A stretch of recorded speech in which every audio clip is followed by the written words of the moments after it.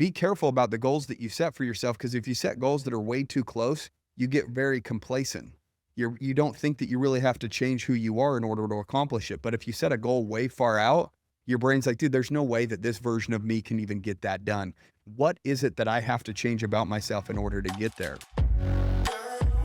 All right, guys, welcome to another episode of The Report. Today, I got someone who I've been following for quite some time. I've been listening to his podcast. He's been dropping a lot of good content, doing big things out in St. George, Utah. And he's actually out here on a little trip with the fam. I got my man, Trevor Cali, in Cali, live in the studio. What's up, Trevor? Yeah, what's up, dude? Thanks for having me. I turned it into a family trip. You did. So About the dog, about the kids, about the wife. all of it, but just so that you know, you made it happen because of this podcast, So me and Rich was trying to connect for quite some time. And so I decided, we're going to make it happen, and I'm going to come down here and visit him. He's just doing too much cool stuff where he's a busy guy. So I'll come to him. That's how much respect I have for you, dude. I really do respect and admire everything that you're doing, the brand that you're building, the ventures that you've got your hands in, and the value that you bring to the marketplace on social media and to, millions of people. And so it's an absolute honor to be here, bro. Dude, I appreciate that, man. That means a lot. It really does.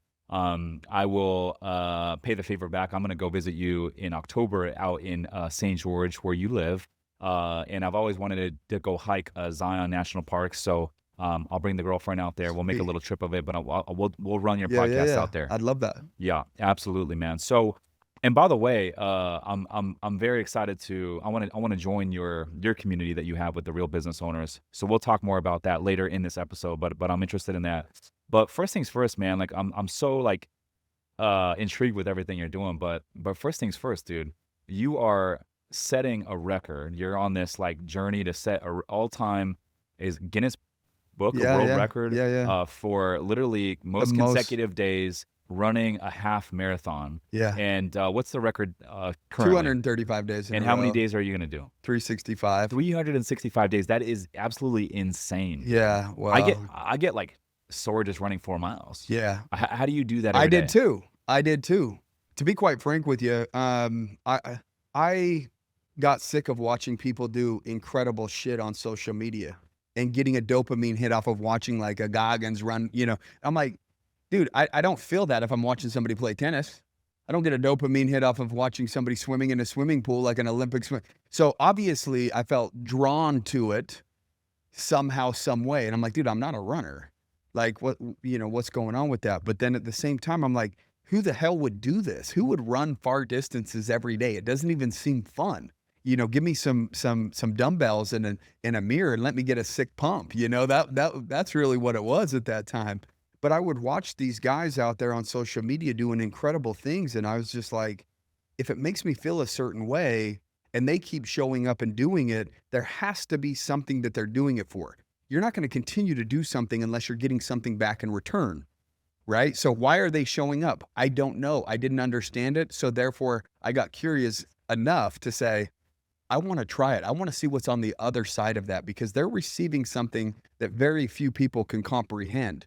There's always a give and take. You choose not to do something with your life, you're taking the consequence of having a shitty life, right?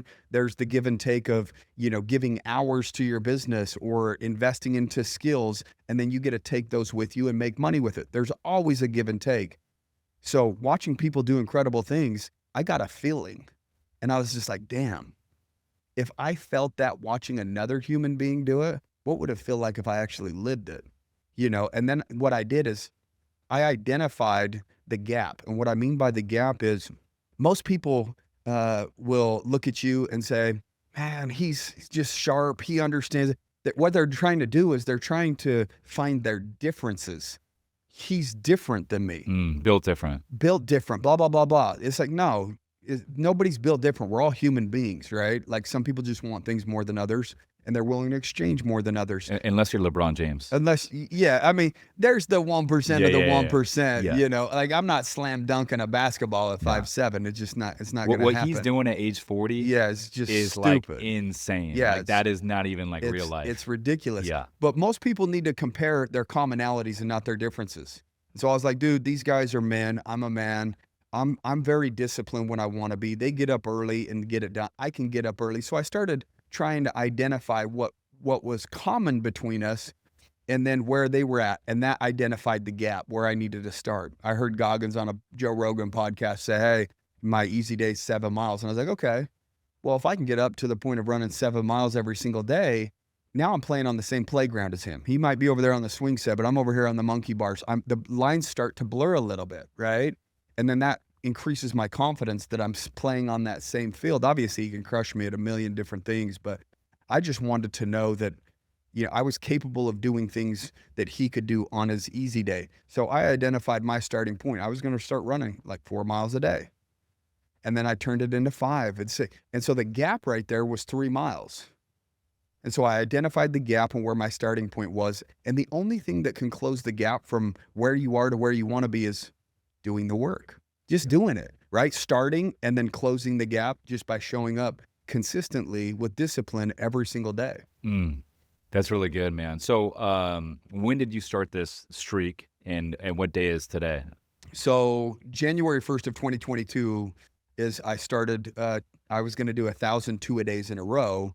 And then throughout that journey, it was like I was starting to watch other people that would inspire me because, dude, sometimes you need inspiration or motivate. Like, you don't feel like getting out of bed and you watch like a Goggins video or somebody yelling at you. You're just like, dude, I need to go get it done. You feel like shit. If you watch that, pull inspiration and do nothing with it. And so as I was watching these people do incredible things while I was doing my 2-a-day challenge for 1,000 days, that's when I started running. So I did 2-a-days from January 1st of 2022 to December 31st of 2024. And on year 2 of that, I had a thought right before year 2. I was approaching year 2 and I was like, what if I could run 10 miles a day, every single day, all year? And my brain immediately said, dude, there's no way. And that's when I knew I had to do it. Because if I could pull it off, that means I could do something that even I didn't think I was capable. That would be undeniable proof that I'm creating a different version of myself on the other side of that. And so at this point, that started not this January, but January 1st of 2024. So I've been doing a minimum of 10 miles a day for 434 days in a row. And then the half marathon record starts on March 23rd. Okay. And you'll do that for an entire year, March to March. Well, that's the plan. I might extend it just depending on how you feel. Right? Like if you could do 10, you can do 13. What's the difference between 10 and 13? Like physically, 30%. Yeah. 30%. So when you get to mile 10 now, I mean, you've been doing it for so long, like mile 9, mile 10. Do you still feel like you got a lot of juice in the tank, or are you like, okay, I'm ready for a break? The funny thing about the mind is like your mind starts shutting down right before the end. Okay, because you're at the end. Yeah, dude. Yeah. If I did 26 miles or 30 miles, I've done 50 miles before, and I was so surprised with how my body handled it. Like I was running, 9:30 miles in the 30s. Right? I hit a second wind. Most people don't push themselves hard enough to ever even see a second wind, barely even getting to the point of, getting past their first wind. Most people start getting winded and then they pull back, right? And so I experienced what a second wind felt like from mile 32 to mile 39, and I was just ripping. But at the exact same time, I've ran 10 miles before where it felt like I was on death's door at mile 8. So the mind does funny things. It knows the distance that you need to go and starts playing tricks on you to say, okay, we're almost done, pull back. It starts kind of shutting down. And I think that that's an important analogy in business. Be careful about the goals that you set for yourself, because if you set goals that are way too close, you get very complacent. You don't think that you really have to change who you are in order to accomplish it. But if you set a goal way far out, your brain's like, dude, there's no way that this version of me can even get that done. What is it that I have to change about myself in order to get there, right? It forces you to reinvent yourself. Yeah, dude, play with your mind just a little bit, right? Yeah. And that's what your mind tries to do to you if you're not in control of it, right? Mm-hmm. It'll keep you right where you're at, where that complacency and comfort kicks in, which is like the scariest thing that exists on planet Earth, right? So you mentioned you did the 2-a-days for how long? 3 years straight. 3 years straight.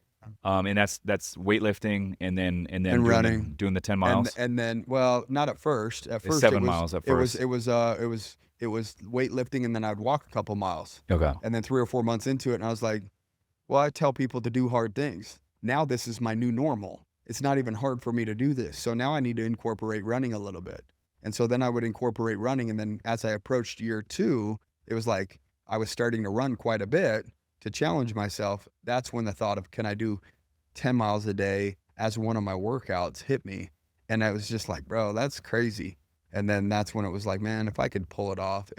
I have pictures of my feet just straight blistered, like just beat to hell. There was one day that my legs were in so much pain that I had to ice them 5 times that day because the ice bath felt better than the pain that I was going through. I had to numb it, right? From running the 7 to 10 miles. Yeah, to getting up Damn. to that. My legs don't do that no more. And so because it's eventually, acclimated. you don't feel that anymore at all. Yeah, no, Damn. like, so what I So did. you ran this morning in Yes. in San Yeah, Diego. yeah. Where'd It you was run? a little sprinkly, Mission Bay area. Yeah. So I was running just up and down streets and And how do you feel now? fine. Yeah. Yeah, It's no big deal for your it's body. no big deal. Normally I'll do that and then I get to go to the gym for 45 to 60 minutes and lift after that. So you got to check today- out the compound while you're out here. Yeah. That's a gym. It's the best gym in San Diego for bodybuilding, strength training, weightlifting. But yeah, check it out. I might be down to get a lift in with you while you're in town. But I was always under that impression. For me, like, I love weightlifting, I love walking, I love hiking. When I do those things, my body feels really good. It feels strong, it feels healthy. But if I go run, like, I grew up skateboarding and playing basketball, and so I have a lot of wear and tear on my body, and maybe it's from that. But if I go run, like, I never tried to do a half marathon, but I guarantee if I ran 13 miles today, I'd be so sore. Oh, I well, would yeah. be so sore. Everybody would. Yeah. Everybody would, right? Yeah. And it's a big accomplishment, and so people should be proud if they do a half marathon or a marathon because you made an exchange. That discomfort that you're feeling after is part of the exchange. I had this guy on my podcast. His name's Michael Garcia, and he did. You follow David Goggins. He did the 4x4 by 48s, which is you run 4 miles Yeah. every 4 hours, 48 hours. Yeah. And you get about, it takes about an hour, a little bit less than an hour to like do the 4, and then you have 3-hour rest in between. And he was telling me by like the second day, it was like, drag, and then it was getting really rough. And then he said, by the time you get to the last one, your body's like, all right, I got the last one, Yeah. do it. But he was like, dude, acclimates. 7 months later, his body was still hurting. Yeah. Oh, ugh. Yeah. My body's acclimated. I've done. I figured that either my body would force me to quit or it would have to adapt. Something that's the only 2 options. So if I just keep showing up, it's a beautiful machine and it just adapts to the stress and the pressure that you put it under. What's your primary business right now? I have multiple sources of income. So my primary business that made me millions of dollars was Easier Accounting. And so at the peak, a couple of years ago, I brought in, I was making 150,000 a month just from that one business. And then I have 60-day credit repair, I have Thrifty Marketing, and then I have the Real Business Owners Mastermind as well.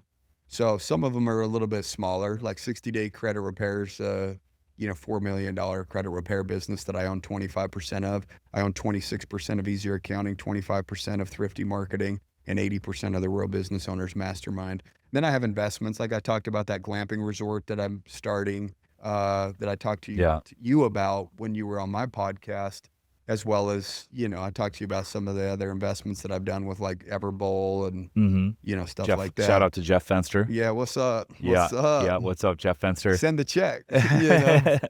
That's cool, man. So you got a few different businesses going on. Yeah. With those other businesses. Are you actively involved with them, or like what role do you play in all those businesses? I haven't stepped foot in 60-day credit repair. And so what's your role in that one? What do I do for Yeah. it? The guy that I brought in as a partner, here's how we do it, dude, right? We build businesses and then we bring somebody in as a partner, and we usually give them a little bit of equity, a piece of the pie to operate the business from there. So we build it, we prove the model, we run it, we deal with the day-to-day problems, everything, right? And then what we do is we'll bring somebody in at 10, 15% owner, and then we delegated our responsibilities for somebody else to put out the fires on a day-to-day basis. So they're the ones in the office, and their exchange for equity is doing that. So we put them on a salary too, so that if they ever grow it to a certain point, that we will never fill it in terms of our dividends, right? Because if they step off that position, they need to be replaced. And what they would do is they'd be walking away from Their equity. their salary. They could keep the equity of the 10 or 15%. But if they make 150 grand a year to operate the business, then they get to participate in the 10 or 15% in terms of the dividends, but they're highly incentivized to grow it because then they get to participate in the dividends. But if they ever step back, get hit by a bus or whatever, we can hire somebody else at 150, let's say, to operate this business so that we don't necessarily have to jump in it or all of a sudden feel less in terms of the dividends. So it's just like we've allocated a salary for that position, whether it's an owner or whether it's just somebody else that steps in and runs that company. The guy, And what happens to the equity if that person that was getting 10 to 15% to operate it plus a salary, what happens if they step away? What happens to that equity? They stay on. they keep it. I mean, they keep it because they earned it. Yeah. Over the period of time. If somebody says, "Hey, I'm gonna step away," usually what you'll do is you'll talk and say, "Yo, it's a minimum of 5 years," or you would do vested equity, right? So you would get 1.5% year one, 1.5% year two, 3% on year three, and then if they want, they get to invest based upon the evaluation of what the business was that they started on day one. So they retain that level of valuation, and then they have an option to buy another 3, 5, 7%. They can get up to 10, 15%. Half of it's given to them over a course of 2, 3, 4 years of operating the business. And then they have an opportunity to say, hey, you can buy X amount for 100 grand, but now that 100 grand is worth 300 grand based upon what you did over the last 3 or 4 years with the business. So they're incentivized that way to increase the valuation so that they're coming in at a discounted rate. Does that make sense? Yeah, it does. So we do some equities. So like with our hotel fund, I have a managers LLC that's gets 20% of the Summers Capital GP. And I put the leadership, key roles, key team members into that LLC. They obviously got to earn it, but they earn it. They get into that LLC. And I had Pace Murray on the podcast recently. So he does, he gives his team members equity in a lot of the deals that he buys, creates an alignment of interest for the deals to go good, especially, for the ones that are running the deals. What better way to create an alignment of interest and create some sort of, incentive for the deals to go good. But doing that, what he does though is it's phantom until they hit 5 years. And that's something that I've moved over and pivoted over to. No, that's great.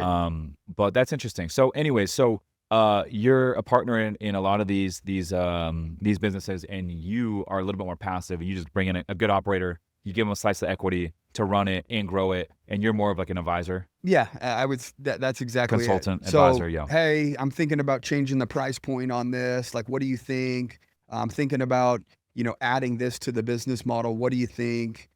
So it's just more of a perspective outside of their own. And Easier Accounting, for instance, I mean, I don't really even do that for that anymore. That's more 60-day and more thrifty marketing that I do that for. And so the other one's just picking up a paycheck. And then these, just for like perspective, how big are the teams that work under these companies? How many employees? Easier Accounting has 46 to 48 at any given time. I'm actively right now trying to sell my equity in that company to one of the partners because I don't do anything for that business. Like I'm not an accountant. We weren't accountants when we started it. We just actually got sick of dealing with accountants and CPAs because they didn't really communicate well. They didn't give us our P&Ls on time, and it was just like after jumping from one to another, we were just like looking at each other like, dude, we could probably do this better than they can. You know what I mean? Like, who better to understand the pain points of business owners than the business owners themselves? And entrepreneurs' jobs are to solve problems in the marketplace. And so we brought on an accountant to come work for us to handle our stuff, and then we started making that available to other people. And that was in 2015. We grew it all the way up to 17 million in revenue, and then brought a CEO in. So, what's the key to hiring the right CEO? Knowing people. So for instance, the CEO that we brought in at Easier Accounting, he was a part of Squatty Potty, which was on Shark Tank, which came out of St. George, Utah, right? And so he was a CPA by trade. We're an accounting firm, and he was their CFO. So he watched something scale and went through the scaling phase with them and then exited. Our goal was to exit, to be able to scale Easier Accounting. We wanted a couple $100 million exit before partnerships started having disagreements or different visions, right? which happened. You know, I think we talked about that on when you were on my podcast, and so it got to that point, and you know, right now, my main focus is the Real Business Owners Mastermind, consulting with Thrifty Marketing and 60-day credit repair, and getting out of easier accounting and selling my equity to just free up capital. Yeah. Well, how come that's the one you want to free up your equity in? One, the valuation of it. Two, I don't do anything with it. Three, the partner that wants to stay in it, that has his heart's in it more than mine, that we don't align with, is in that business. So he's not a partner in like Thrifty Marketing and, you know, some of these other ones. 60-day credit repair has 25 to 28 employees at any given time. Thrifty Marketing is more contractors than we do, like 1099. like media ad buyers Yeah, and yeah, stuff yeah. like that. And so So they only make just- money if you make money, really. yeah, you know, Yeah. they can get, you know, profit sharing, you know, that's a different thing than ghost equity or phantom equity, but it's same type of concept, right? And so it's like, hey, we'll pay you $75,000 a year to be a media buyer for us, and then you can get 5% override on anything that you manage. And so if they're managing, you know, $50,000 a month, then they can get another $2,500 a month. Now they're up to 110, 120 grand. And if they keep growing, the companies that they're doing the media buying for to 100,000, now they're making 75 plus 5 grand a month, and now they're up to 140, 150 as a media buyer. So that company's a little smaller. That company's very new, about a year old. And so right now we're And doing what's the problem you guys are solving with that one? just buying ads, running ads for people. Yeah. You know, I just told you Running ads to a landing page. yeah, Top of the funnel stuff. Mainly at this point, it's been for accounting firms, because we did that for our own firm, right? And so it was like, accountants really aren't the best in terms of creatives, and you know, and it's a tough industry to get leads for. You could choose to go the slow route to build a $10 million accounting firm over 30 or 40 years with word of mouth, which is what all the old school CPAs or accountants do, right? Because they don't know any better. And so they're like, oh, I'm going to eat Tapa Ramen for the, you know, the next 5 years and build my firm. When in reality, you know, I was consulting with a couple of young guys that own an accounting firm, and 8 months ago they were doing 40,000 a month in revenue, and now they're doing $100,000 a month in revenue. They put the blindfold on, and I say, turn right. They turn right. Turn, you know, because we've already built what they're trying to build. And so it's just like, don't outsmart the advice that you're given. That's the problem, is we use selective application. You could give me a piece of advice about how to buy boutique hotels, and I'm like, I'll take this sliver because I, based upon my perception, believe that this is true, but I don't know about this. That's the problem with most people, is selective application versus just trying absolutely anything and everything, and seeing what works for them. I love the process of elimination, trying shit and letting the data give me. It's the same thing when you're running ads. Anybody that runs ads to their business and wants a landing page and they want to scale their business, what do? Split test a bunch of them. You split test a bunch of them, and then you do what? You look at the data. Yeah. Like, don't try to outsmart the data, because the people will tell you, and then utilize the information of what the people do to then create a strategy around, you know, running ads and growing. Yeah, I feel like you know, in the world of business, a lot of I don't know, a lot of it can be ran if you have proper operating system, you have proper KPIs set up, and you know, each of the team members have the right KPIs and ways to, you know, measure the performance of the company and their roles, and clear, you know, the right people Standards, in the right guidelines. seats, Yeah, and clear expectations. Yeah. And if you have the right operating system, like we use EOS, we can run like an entire week worth of like work and productivity through like a 45-minute meeting. And that's, you know, different team members and VAs and all this sort of stuff. But I feel like a lot of people don't even use operating systems when they're first getting into the game. No, and I just well, can't even fathom that. No, you're worried about the first dollar. You're not worried about how to service the first dollar, right? And so it's like, what's the point of servicing something if it doesn't exist? You know, so I would advise that too. If you're a new entrepreneur, go out there. The first thing that you should be doing is selling. You know, sell. I made a mistake of we were going to call it 7 Laws Financial, and we were going to help people with their money and get through debt and, you know, all this stuff. There were 7 Laws Financial, I believe is what the book's called. And we partnered with those guys. So we were going to give them a royalty because we were going to create a course based upon their actual book and their teachings, right? But here was the issue.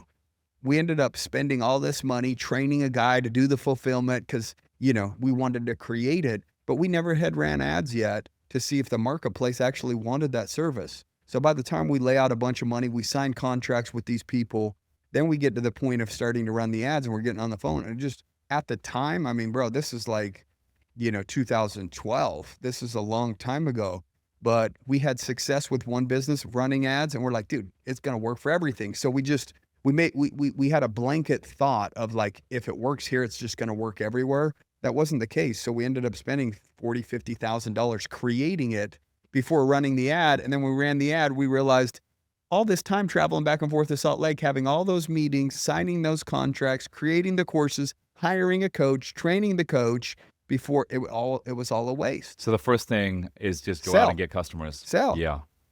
But then at that point, you fulfill it. And then once you get enough, you have to create a system and a process in order to honor a standard that you want to show up in the marketplace.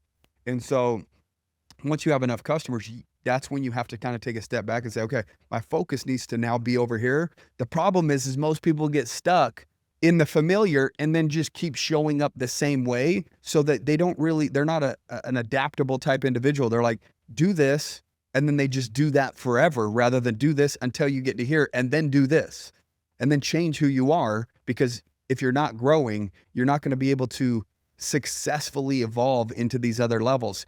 You will successfully maybe get there and see way more stress, way more headaches, way more problems than should probably even be at that level if you simplified it. Yeah, that's why I see a lot of people out there, they want to start a community or an online fitness business, weight loss business, or whatever, niche their community is going to be in. I'm like, and they're so focused on the courses and the modules and like how they're going to, provide an experience for the customer. I'm like, no, just go get clients and see if there's even demand for your offer.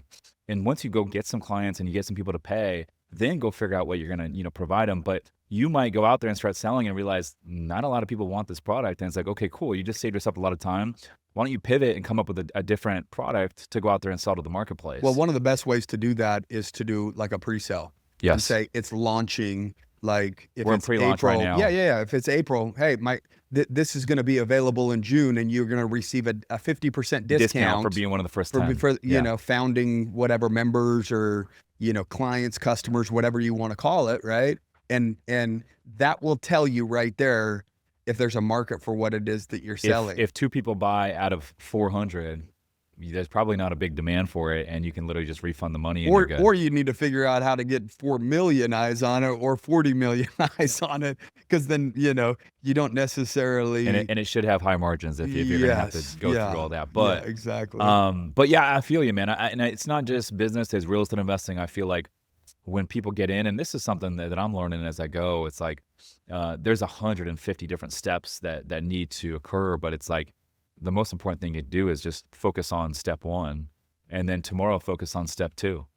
And if you just focus on one step at a time, it makes things a lot easier to process and digest. And eventually you get all the way to the finished product, and you look back and you're like, man, like I just learned how to do the entire thing. Yeah. Well, the issue that most businesses hit is they get to a point where they can handle a certain amount of work and they plateau there because they're not willing to take a step backwards.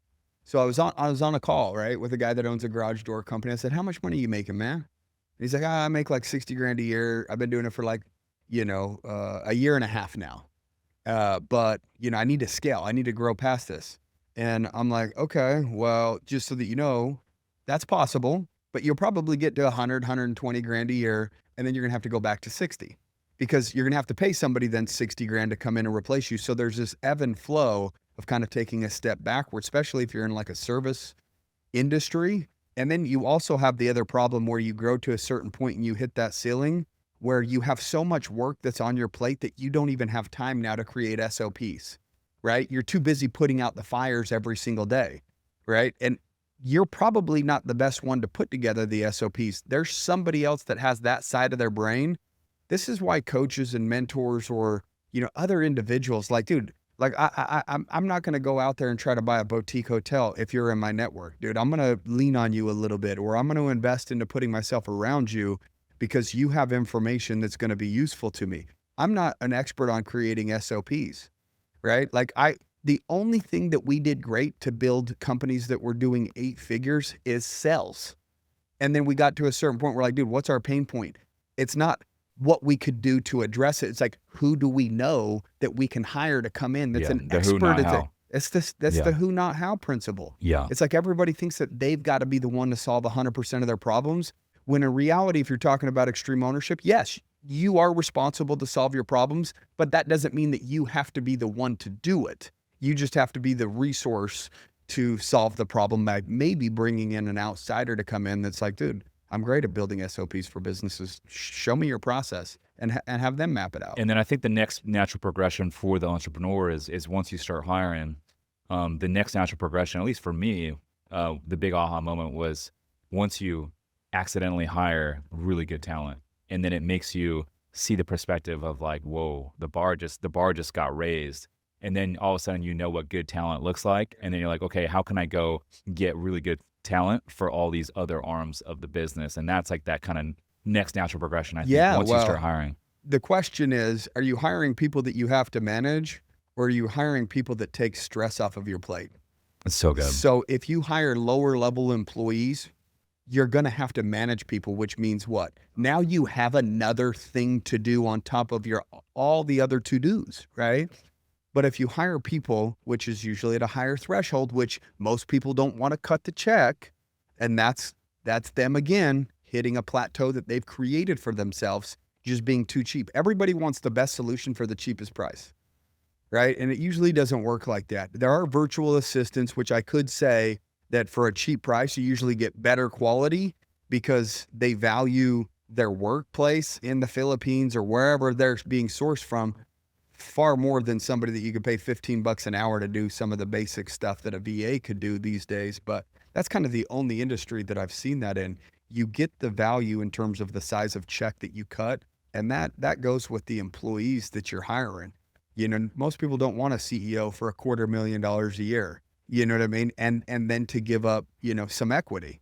But Elon Musk owns like, I think 20% of Tesla. Mm-hmm. Jeff Bezos, I think, owns like 8% of Amazon. The wealthiest men and women in the world They own are minority owners minority in their in their own companies. And so if the richest of the rich are doing it, what that says is maybe we're doing it wrong by hoarding the equity that we have and not surrounding ourselves with extremely talented people that could take it to a level that we couldn't even imagine, right? That would make our smaller portion worth way more, right? That's so good. And so it's like, like all you got to do is copy the people that are super, super successful. That's it. the game. That's it. Yeah. Like you know, they did it.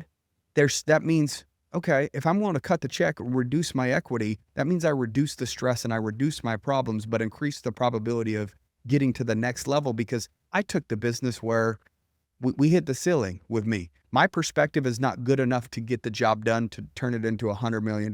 And that's the point that you need to get to, is being self-aware enough when you know that now you're the bottleneck of your business and that you need to actually replace you. And that's an identity issue because like, dude, I'm the Ego man. issue. Yeah, ego issue, bro. What Yeah. happens when you wake up and you don't have anything to do? Yeah. That's where the Real Business Owners Mastermind came about, because I just can't sit still.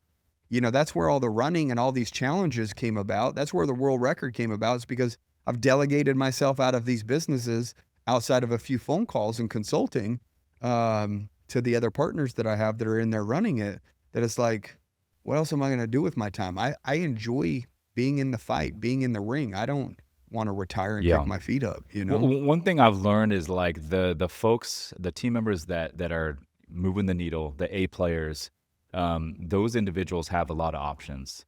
You're not the only option, and they can go anywhere they want. And so, you know, you've realized like you got to fucking treat them special. You got to take care of them. It's not just pay, it's potential equity. It's also culture, also mentorship, right?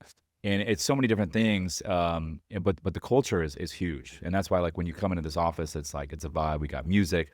It's a cool place to hang out. It's not corporate. I never want to have a corporate vibe, but I always want a cool environment and culture for like people like they come in here like this is dope. Like I want to hang out here. I want to work here, and so all that stuff is important. But I will say that the delta between hiring someone that is mediocre and hiring like a true A player is like the output.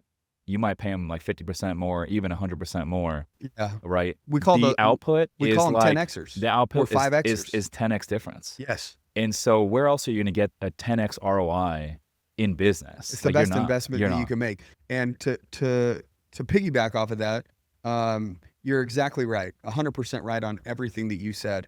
But are A players just in the marketplace, just sitting there looking for work?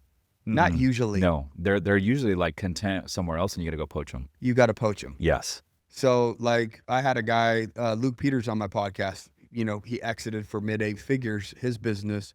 And I asked him the same question. I said, bro, where did you get your talent? Because you didn't carry that business by yourself. He didn't end up selling any equity. He owned 100% of it at the time. And he says, recruiters, I just paid them very, very, very, very well. But I used high-end recruiters because the best of the best of the best are already in an organization. They're already making an impact there. It's going to be very difficult to pull them over to what you're doing. So you kind of have to sell a vision. Yeah. And so question for you though. I mean, I think I've never used a recruiter. But what does that typically look like for a recruiter? You give them the description of what you're looking for and the pay and what you're willing to pay, and they'll go out in the marketplace and try to find someone. Yeah. They Yeah. bring you applicants. And then you typically just give them a fee, like a flat fee. It's usually somewhere around 20%. Some people charge up to 30% of what they make annually. So when you're talking about somebody like we brought our CEO in, I mean, he makes 250, right? Plus he's got a little bit of equity. But so if it's a 200 grand a year position, you're going to pay 20%. So you might rip a check for 40 G's. 40K, yeah, to have that source. But they'll do all the work. They'll do the Bro, interviewing and all that. Are you a recruiter? I'm not a recruiter. You know what I mean? I wouldn't even know where to look. I don't want to spend my time on LinkedIn and like sit there and hound people. But at the exact same time, I want the highest likelihood that the situation works out great for everybody involved. And the best way to do that is, again, hiring experts. I'm telling you, bro, I'm probably the dumbest person that you've ever had on your podcast. I'm just smart enough to know that I'm the dumbest person and that I know that I need to surround myself with people that are better than me at absolutely everything outside of sales. That's the game right there. They can't outperform me in sales. That's just not going to happen because that was something that I had control over. I can put more dials in than anybody else.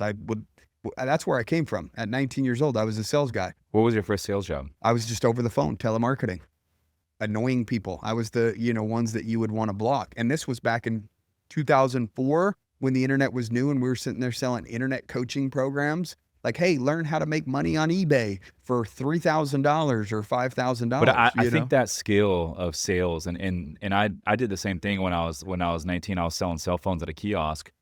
But those skills that I learned back then selling cell phones, and later selling cars, I think that is the number one skill that you could have as an entrepreneur because it's, obviously you guys sell customers, and then you got to like sell your vision to team members.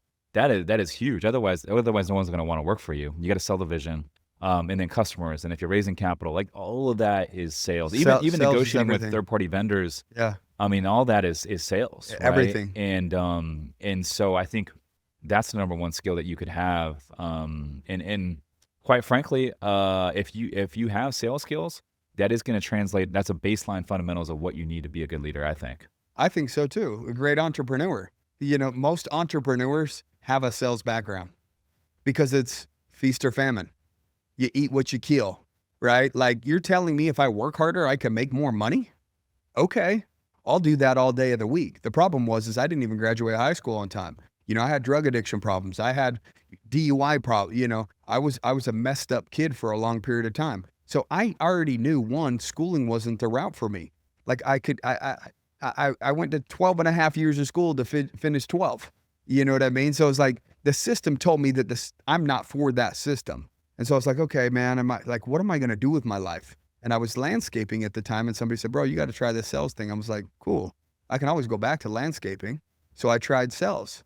And when I walked in and I realized the potential was there, I saw the top guy and said, okay, how many dials are they putting? I'm just going to do more dials than that every single day, because that was something that I had the ability to have control over. Right. And so it was just, if I outwork everybody else, the probability that I have a result that's better than everybody else is extremely high. It's the same in entrepreneurship. Yeah. And as a byproduct of you putting in more dials, you're putting in more reps, more at bats. As a byproduct of putting in more reps, more at bats, Getting you are better. theoretically just going to get better, Get better. way quicker than everyone else. Yeah. Yeah. That's, And, it translates to yeah. business, because you're going to have to outwork everybody. In other words, you can't expect your staff to work 60 hours a week when you're going, it's hard. It's hard to have a shutoff switch. It's funny because a lot of people get into something new and they're looking for that shortcut. What's the cheat code? And they're looking for that get rich quick scheme. But in all reality, like if you get into any fucking niche, whatever it might be, like if you look at the top people in that niche, they went through seasons over seasons where the hard way is the only way. And this game is literally, it's about the reps. It's about the at-bats, putting yourself in situations where the hard way is the only way. But the cool thing about it is like anyone can do this. Like if you are committed and you want to do it and you're cut out for it and you want the game and you want to win bad enough and you want to build it bad enough, like you will figure it out and you will do things that you never thought were possible if your back is against the wall. And I think that's why I believe like for a lot of like successful entrepreneurs, I think the best thing you could do is like burn the boats, don't dabble your feet in, go all in, quit the job. Like I did both on I did both at the same time. Yeah. And then once I quit the career, I walked away from a government job, a pension, and I went all in.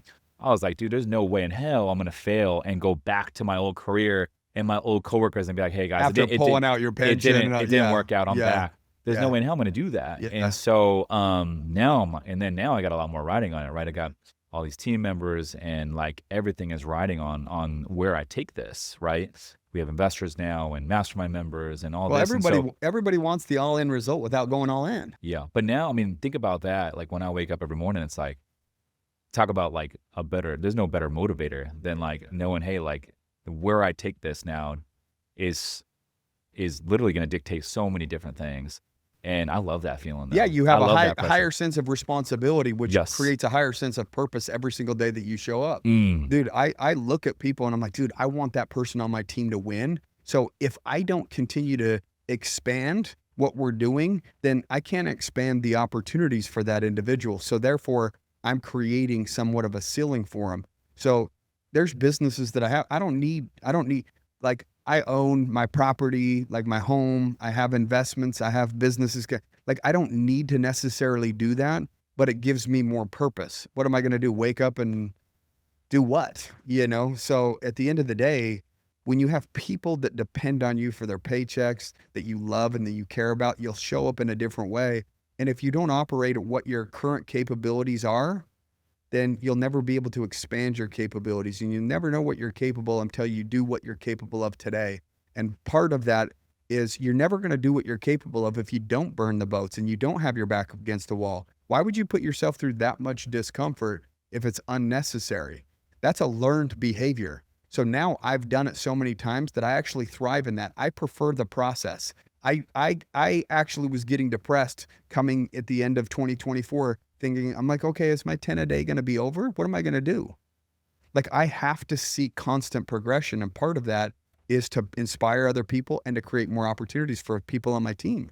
Happiness stems from growth and progress. And I think a lot of people don't realize that, at least for me. And I think this is the case for a lot of people. The more we grow, the more we progress, the more content and fulfilled that we're going to be just as human beings. It's a bigger fight the bigger you go up the mountain, because the view's getting prettier and prettier. You don't got to go all the way top for a pretty view because you already have it.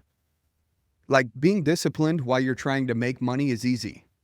Being disciplined when you have money is hard, because now you have a million more options. You didn't have those options when you were broke. Yes. Right? Like, you didn't have all of those distractions, right? Like, you couldn't take the vacation. Yeah. You couldn't buy all those shiny things. You couldn't go out to those dinners. You couldn't go to those sporting events and, take weeks off. Like, the success allures you back into a form of complacency. It really does, unless you have the right mindset. Everybody has a threshold. Everybody. That's why there's entrepreneurs that make 250 and they stay at 250.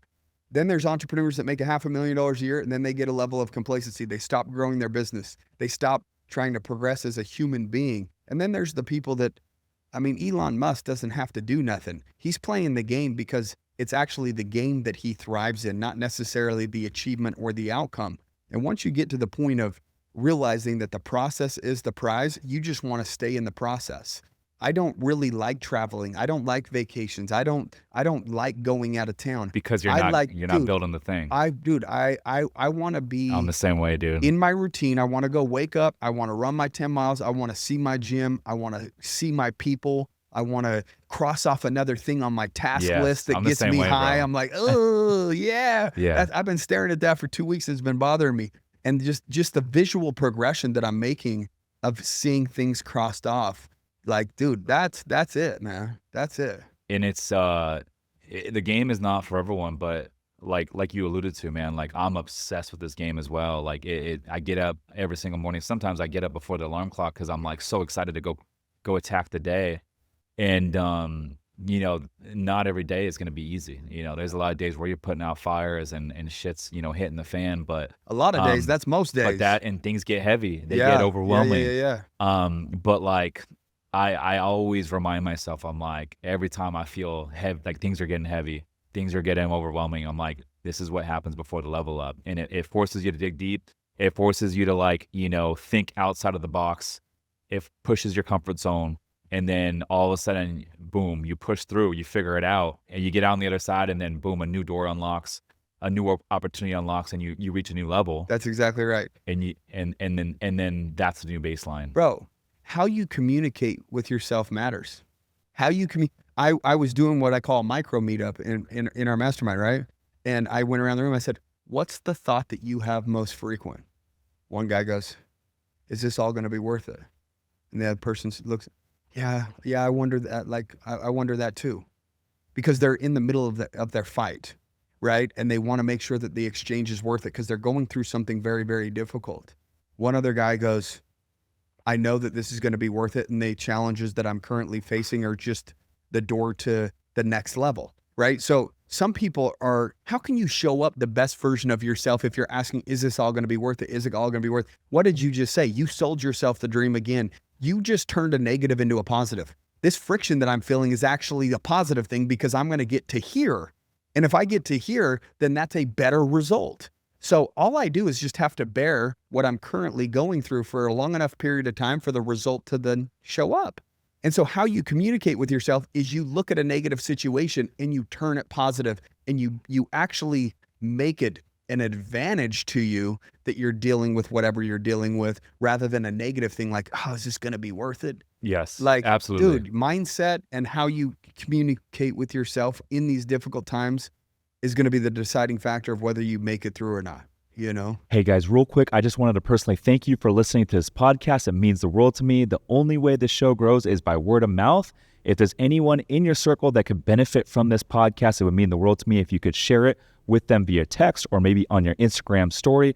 And I'll be sure to keep an eye out on my Instagram for shares so I can reshare you on my Instagram story. Again, thank you so much for listening, and it means the world to me. Now back to the show. One thing I like to do when I'm, you know, going through it, because sometimes, you know, obviously as entrepreneurs, like it gets heavy.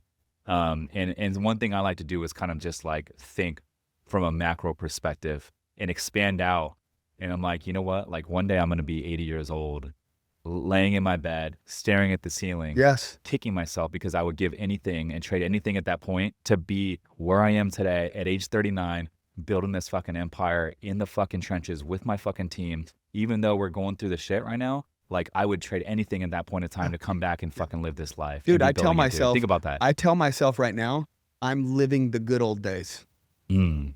Because when I'm 60, I'm going to look back and I'm going to say, dude, those were the good old days.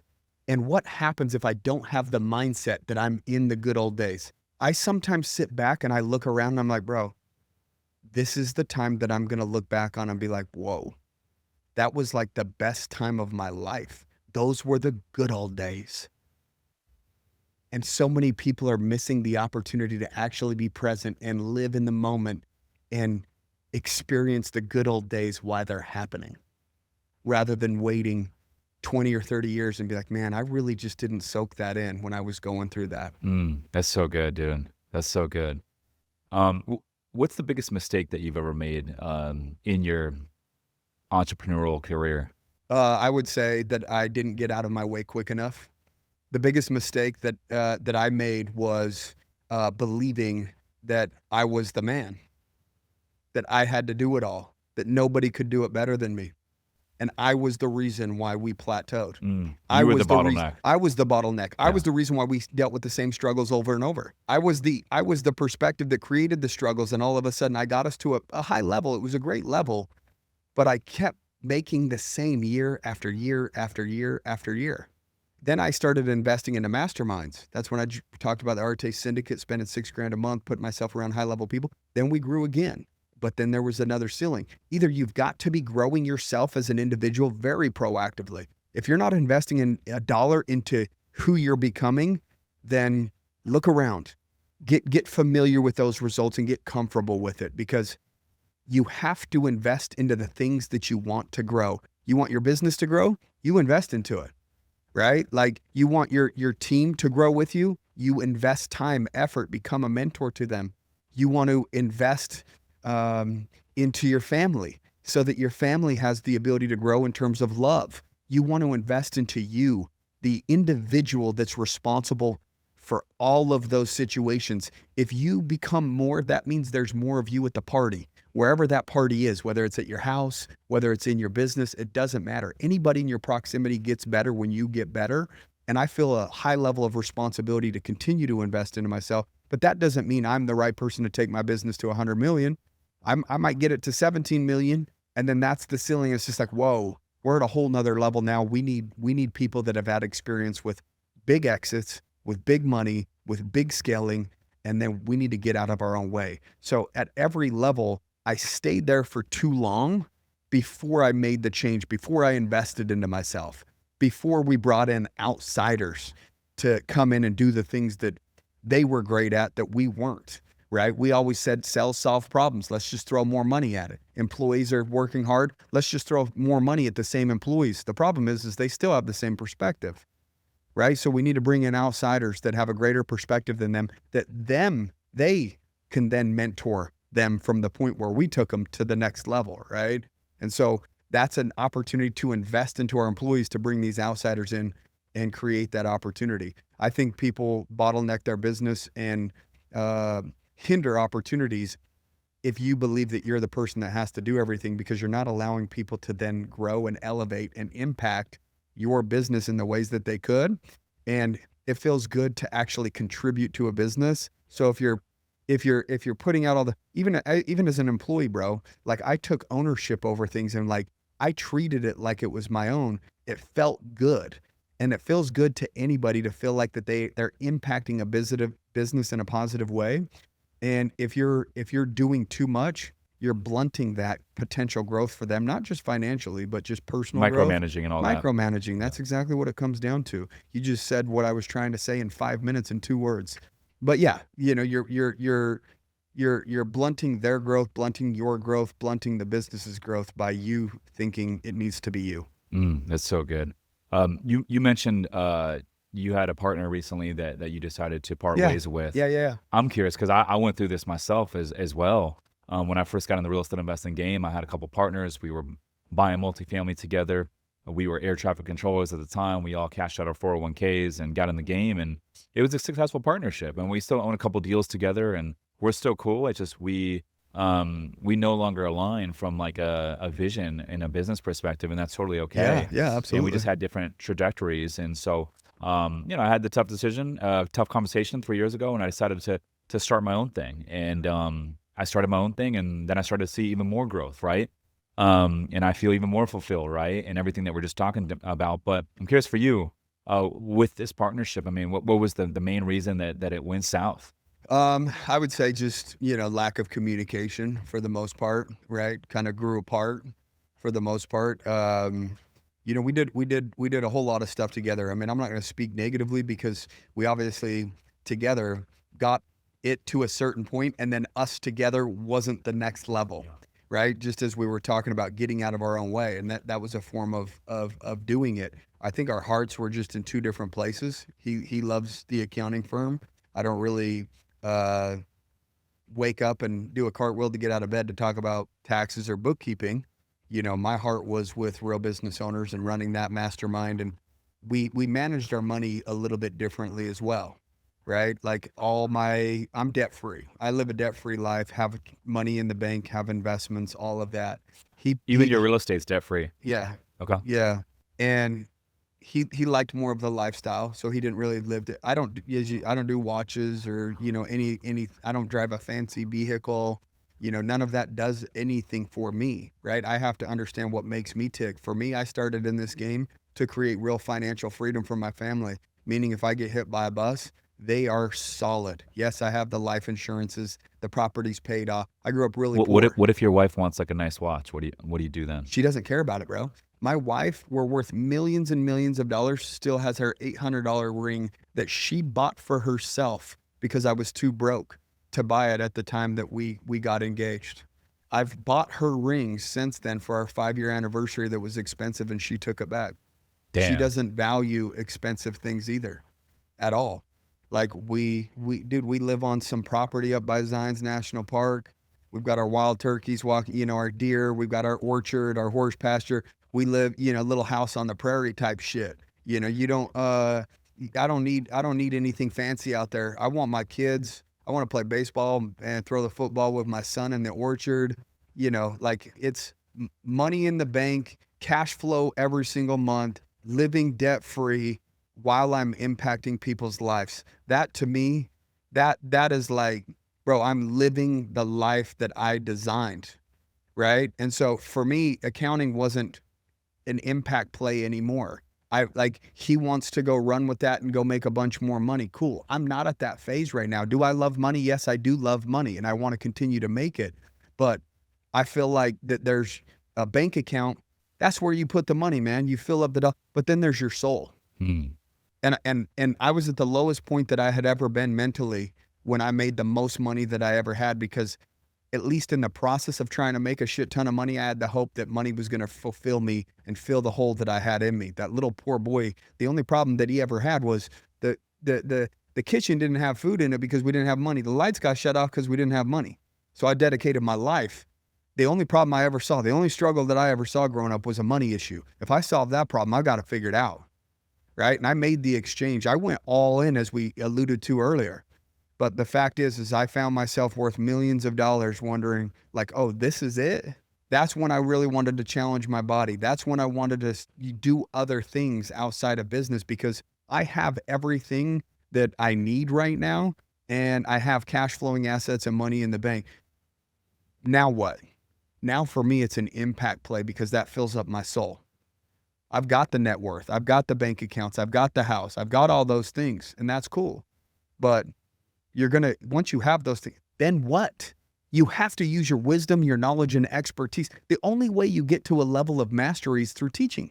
You have to take all your pain and repurpose it. And you have to utilize that wisdom, knowledge, and experience and pass it down to other people. And then when you're watching other people win, dude, that fills up your soul knowing that you were a part of that journey. You impacted somebody's life, and there's a ripple effect that I plan on leaving on this earth. That's why I want to be my podcast is top 1%. My income's top 1%. I want to be one of one when it comes to world records. I want to impact. I want my ripple effect to be felt for many, many years. There's people that right now that run that I don't even know run, because the person that I know that started running saw them start running.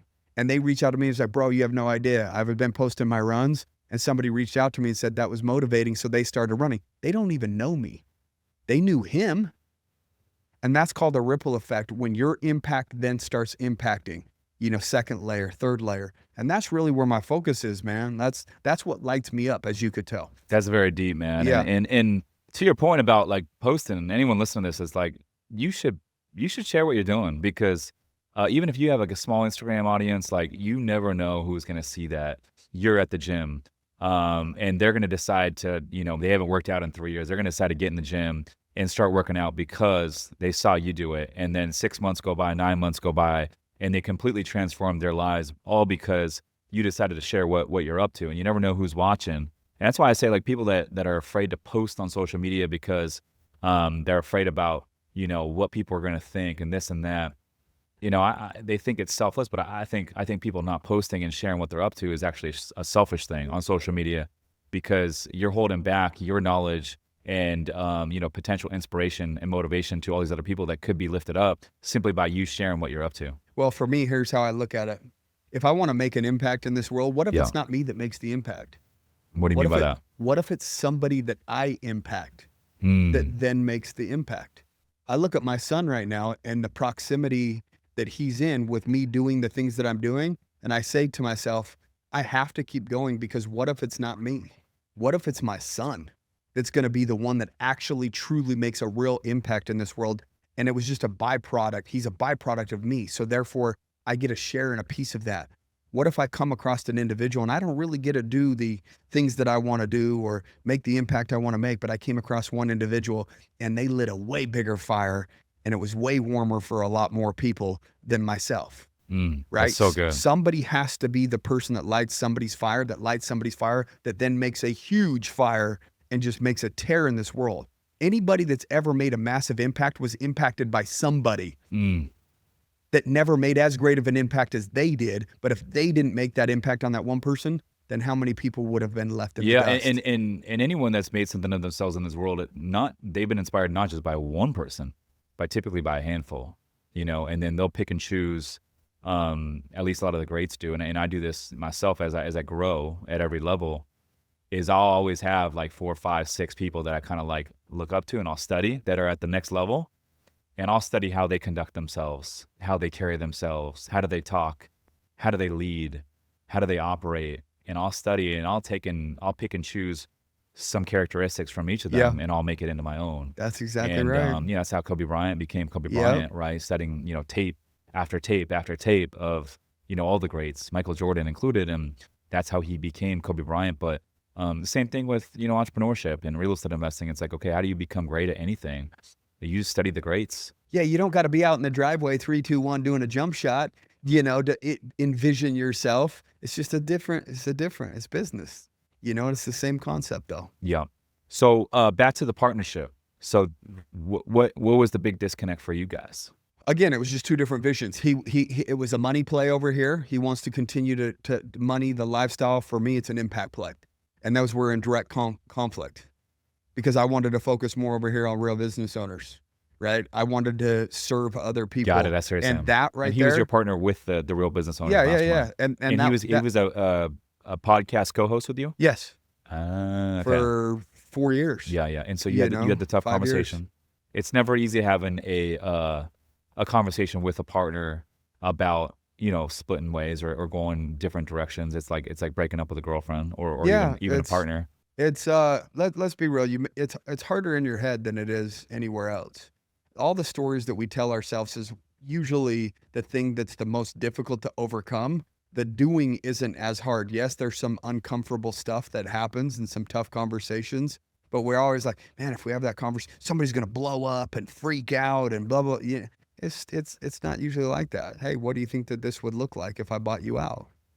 I just sent him an email one day and said, hey, dude, I'll pay you this 6 figures to buy you out of real business And owners. sometimes like that tough conversation that you're resisting to have, or you're kicking down the road because you don't want to have the tough conversation.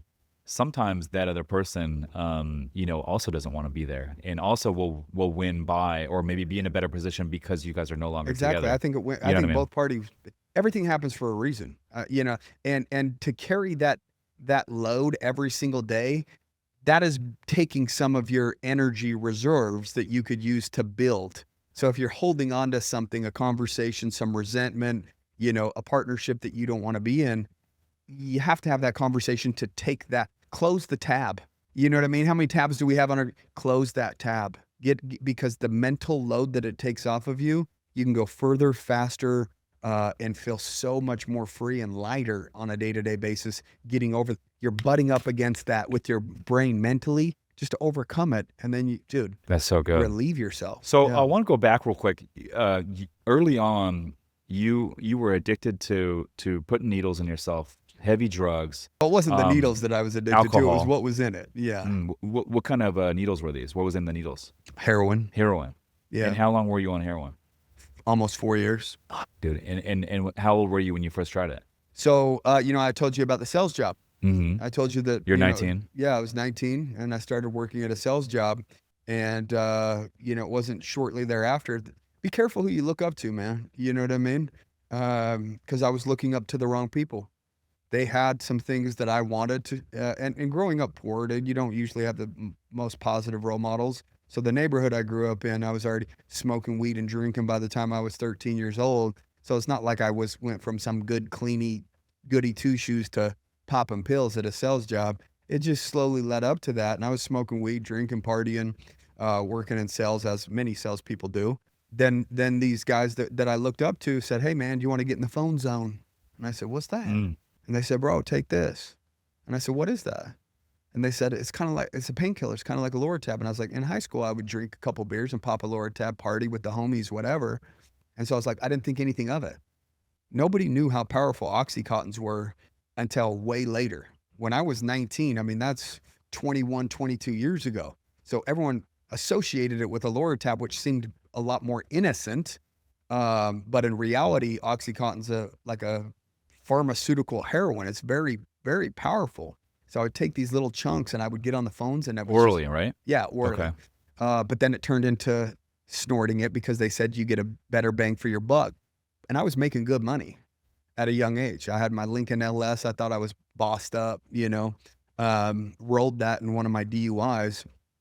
But it was shortly thereafter, man. I looked at my bank account one day and I was like, bro, I had like 10 grand saved up as a 19-year-old. I was stacking cash.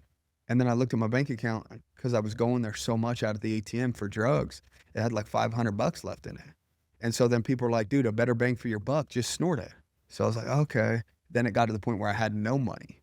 And they're like, don't you know that heroin's much cheaper? And I was like, hell no, dude. I'm not a crackhead. And then it gets to a certain point where you just have no standards, no morals. And you're like, dude, I'll do anything to not be in this pain. Because the withdrawals. Because the withdrawals. And so you're like, you're telling me that that's $10 and an Oxycontin's $40, $50, $60 and I can get the same result out of that? So by default, if you're broke, you go to that. And then when that wasn't around, dude, I would shoot up meth. I would shoot up cocaine. Whatever I could put in a spoon, I would shoot it up. I wasn't biased, but that heroin was my preferred choice. It was just, I was an expert at escaping reality and numbing myself, and then I got to the point where my mom kicked me out because she saw me, dealing on the side of the house You were slanging it too? just to cover my own. I Got didn't it. have a job or nothing. It's not Yeah, like I yeah. was trying, it's not like I was some boss, Yeah. or anything like that. But I lived 90 minutes away from Vegas and we would go, meet up with some Latinos and, buy 500 balloons of heroin and run them back to St. George. So in this time frame, you said 3 years where you were addicted to heroin? Yeah, so In it was Oxycontin at 19. By the time I was 20, it's Progress. heroin almost till I'm 24. Got it. So question for you. So this is Yeah. a 5-year window. Are you like coming down, going through withdrawals, getting like re-ing up on your rest and like replenishing yourself and then you're getting high again? Or are you just like No. literally high the No. entire 5 years? No. So sometimes you would go like a day without scoring or a day and a half, Yeah, and you would be and like heavy kind withdrawals. of like the crackhead But you would look, never recover. You would just get high I again. never got to the other side Yeah. of the pain ever. And so believe me, dude, most drug addicts don't want to be drug addicts anymore. They just can't make it to the other side of the pain. That's very, very difficult to do, right? I know it's not easy, man. I used to be, when I was young, I used to be addicted to Xanax. And I started just taking it for fun. And I thought, oh, it's a prescription pill. Going to like college parties and all that thing. I'm like, oh, it's not a big deal. This is, it's prescription, so it can't be that bad for you. Little did I know it's one of the most addictive drugs out there. And then the withdrawals for Xanax is like second to none. I never had anxiety naturally. And then, you get hooked on those, the withdrawals, you'll have a lot of anxiety, right? Very nasty. But so, yeah, I had to go through it. And that was, I quit cold turkey and that was, I After had to a couple go through it. years? After like 8 months straight of being on it, right? So 8 months straight, taking 4 Xanax 4 Xanax bars a day. Whew. I had to go through it, and Yeah, wow. this is when I was getting hired as an air traffic controller, Oh, and they're like, so "Beep, so I knew, drug I'm like, test." I got to Yeah, stop, and so I yeah. stopped cold turkey, and it was a couple months of like pretty heavy withdrawals, and then after a couple months, like each day got better, and I felt more and more normal each day. But with your situation, 5 years of just like heavy. I mean, what was that come down like at the very end? Oh, it That's got was to be, nasty. yeah, It was nasty. Every time I tried multiple times, but I just failed. I failed a day and a half in or 2 days in, and it was just too much. When you can make one phone call and there's a solution, like, dude, you're gonna make that phone call when you're deep, deep in the pain, right? So I'm a big believer on creating environments that are conducive to the outcome that you want, whether that's in business, whether that's just designing your life a certain way that gives you the highest probability of success. I went into the mountains, bro. There was no escape. I used the phone too many times to make the call, to have the homie come over to get me out of the pain that I was in. But if I go up into the mountains where I had my mom take me up there. There was no way off the mountain. Like, I'm not a mountain man by any means. Like, if I start trying to get off that mountain, I'm probably going to die on the mountain. But there was no cell phone service. There was just no way out. We were talking about that, or all in, burned the boats. That's what it was. And so I just went up there and handled my curling up in a ball, puking, diarrhea, hot sweats, cold shit. I mean, dude, I was punching my body just to try to relieve myself of the pain that I was going through. oh. And when I And came off, did you question being alive? I questioned why. What's the purpose? Why I Yeah, would rather be dead right now yeah. than Did be you ever alive. think about taking your life? No, no. I mean, I even if that thought ever hit during, I'm just not that type of person to do it because I love my mom too much.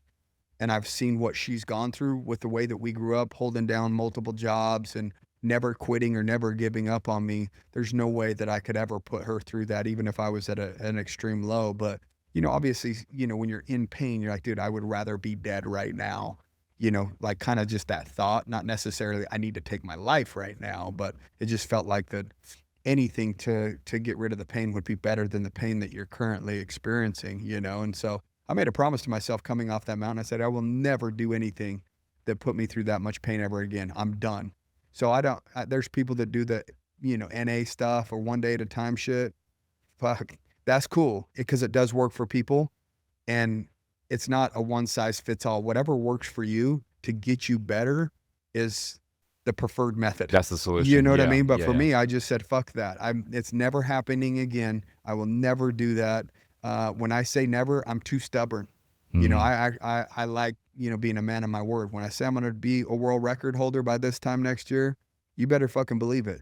Like, I know what I'm willing to go through, and it's up to me mentally. It's already mine. It's already done. Time just needs to pass now. That's good. And you had 4 DUIs in that stretch. 4 DUIs, but that was all alcohol. That was all alcohol. After I got done with the drugs, I turned to alcohol. I was Oh, blacking so out the like 4 or DUIs was 5. after that 5-year run.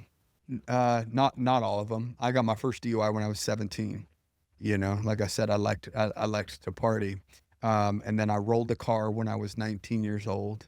And then the pills and the drug stuff. And then after the fact, I got another 2 DUIs when I got clean because at least it was legal. I said I can abuse alcohol because I could go to the store and buy it versus the back alley in Vegas. You know what I mean? And so I was almost making up for lost time because I felt like I lost from 19 to 24. Everyone was partying and having fun. And it was like my turn. And I abused the hell out of it and just would try to find the next party. It's like 1 a.m. I'm driving across town with a 30 rack in the back, like looking Getting for the warmed up. next one. Yeah, You know yeah, what I yeah. mean? Why is everyone fading out? Yeah. And so that's where I would get my DUIs. And then when I met my wife, she hit me up, after we were dating, and she says, I'm pregnant. And I said, oh, fuck. I literally said that on the call. She's like, thanks for making me feel better. But at that point, I walked away from everything. I said, now my decisions are impacting other people. And I don't ever want to be the individual that's like a dad in jail for some dumb shit. So I walked away. I have 2 second DUIs on my adult record. So And how long you been sober now? 16 years, 17 years, Good for you, man. Good for something you. like that. Yeah. So Yeah. That's powerful, man. I July 13th. yeah, good for you, dude. It's almost like it's the new flex. It's the new I mean, it's even a thing. Like they're saying that the younger generation is just not spending as much money on alcohol at the bars and all that sort of stuff. And I don't know, man. I feel like I've been doing prolonged seasons of no alcohol, and it's been the biggest game changer in No cheat code for doubt. like for everything that I'm doing. Clear-minded. And Yeah. you're clear-minded, more Yeah. energy, Yeah. your fitness is more dialed. You become a better leader, you become a better version of yourself, you become a better partner. Like there's nothing bad that comes out of not drinking. And so when you think of it in that light, it's like, okay, well, why would you not continue to do more of that? And I think a lot of this game that we live, it's like you identify what's working and you identify what's not working and you do more of what's working and you do more of what's working and you do more of what's working until a bottleneck arises that doesn't allow you to do more of what's working. And then you go solve that bottleneck and then you go back to doing more of what's working. And the one thing that's working to a lot of people, I think, is when you just go sober. Like everything just gets better. Like not one bad thing comes out of it. And so why would you not do more of that, right? And also I think it's cheat code in that you all of a sudden have so much more free time that you never thought you had, because You're not think about it. sleeping in? Half the week you're out there like hungover or you're out there partying, and then the next day you're like a 30% of your normal self. That's an entire wasted day. And so all of a sudden you like really double your time. You get your time back. And then you also realize like the people that you like to party with when you're sober, you're like, like I don't really get up to like hang out with them anymore because it The doesn't. common denominator was drinking. Yes. And that was about Yeah. it. Yeah. Yeah. So I don't know. I think it's the biggest cheat code. I didn't really experience like seasons of not drinking until 2024. And it's been a game changer for me. I realized for me as like an entrepreneur, real estate investor, I got to a plateau like early last year, and I started looking around, and I was like, I got to a point where I realized I got as far as I would go under these conditions. And I realized that the people above me at the next level, a lot of them don't even drink. And so I quickly realized in order for me to get to that next level, I have to sacrifice certain things. And one of those things was, going through seasons of not drinking. Yeah. Go dry. Go Yeah. dry, Go yeah. dry. And I'm honestly, a like big believer in it. I'll do I'm a like big believer in it. I'll do like 100 days, and then I can't even last like a week like drinking, and then I'm like I got to get back on it. So like I'll give you an example. I did 100 days to end last year, and then we had our holiday party. We'll throw like a really cool holiday party for our investors and all that. Everyone comes out, and I had a couple drinks of tequila that night at our holiday party, and I was gonna take about 3-4 weeks and went to Australia with my girlfriend. I was Go like, have "Oh, fun. I'll Go have, rage a for a couple minute. drinks, Yeah. enjoy Yeah. it for Yeah. a little bit." Bro, I lasted 8 days. And I was like, dude, I got to get back on the fucking wagon, dude. It was bugging me because I knew I was not operating at my full potential. And that, like you said at the top of the show, it kills you to like vacation and travel because you know that you're not moving the needle the way that you could. It's the same thing for me now when I like go out and have a few drinks. I'm like, it kills me because I know the next day I'm not operating at my full potential. And now I'm like, fuck, like I'm wasting it. I'll have a couple glasses of wine like Every now and then? 2-3 times a year. Okay. Maybe. Okay, so you're not fully sober then. No. Oh, like when you're saying, So sober from the drugs. oh Yeah. yeah. Like But you'll have a when couple I drinks say, here and there. Yeah. 16, 17 Yeah, years. okay. I'm talking about that. Yeah. Because obviously I went hard in the paint with the blacking out for a period of time, and so, but yeah, drinking wise, I mean, I've gone 3 or 4 years without drinking. I mean, I don't need it, don't care for it. If it's a right setting, if I'm on a trip with my wife, and get the horn juice is what I call out, the little wine, get her Yeah. horny. You'll do wine and orange You know juice? what I mean? OJ? No, I call it horn juice. A For horn juice. horny. Okay. Yeah. Give her a little horn juice and make something happen while we're on a trip or something. Yeah. I like that. And I I'll like that. partake. There you go. Well, you guys are in San Diego right Yeah. now, so I got the there you- kids and a puppy. Where are you guys staying at? I don't know. My wife books all this shit. It's over by Mission Bay Park or something. It's like Mission Bay Park's like a mile from where we're at. You just keep going down. How that old are road. the kids? I have a 15-year-old daughter, a 9-year-old son, and a daughter that's about to turn 5. Okay, that's exciting. That's exciting stuff, man. Are they getting into business as well at a young age? My son likes to, do the lemonade stands and trading baseball and football cards and do all that. So, other than that, nothing. My daughter has like 30,000 subscribers on like YouTube, and she gets her like $300 to $400 a month or whatever, doing whatever her videos are. So That's great though. I mean, she's building the brand, and she can monetize that with her own back end product at any I point. hate it. She doesn't have Instagram. She doesn't have Twitter. She doesn't have Facebook. We gave her a YouTube channel so she could record herself when she was like 12 or 13. But I don't want my kids on stuff at a young age, but we allowed it. But and she's 15, right? Yeah, she's 15, and she had one video get like 17 million But views. that audience will Um, pay her one day. Yeah, I whenever know. she's ready for I it. know. Yeah. I agree that there's some benefits to it. Maybe but maybe there's creepers maybe out there. maybe there's a that's true. That's true. Maybe she can do a shout out and help me, do stuff. My dad does that, go work with him. Yeah. Dude, I appreciate you coming on the show, man, and great to finally connect. I wanna come out and check out your facility, check out your podcast in October out in St. George, Utah. Go hike Zion National Park. Where can the folks get in touch with you if they want to learn more? You could check me out at Real Business Owners just on Instagram. I answer every single DM. So I if love you it. guys want to connect, check that out. I just dropped a book, The Journey to Becoming Remarkable. You could check that on Amazon. Congrats as well. on the new book. Yeah, thank you. And make sure to go check out Trevor's podcast. I just guested on it. Real Business Owners, Apple Podcast, Spotify, all that good stuff. Dude, I appreciate you coming on. Likewise, man. I appreciate you having me. Yep. He's Trevor Cowley. I'm Rich Summers. Listeners, thanks for tuning in. We'll see you guys on the next one. Peace.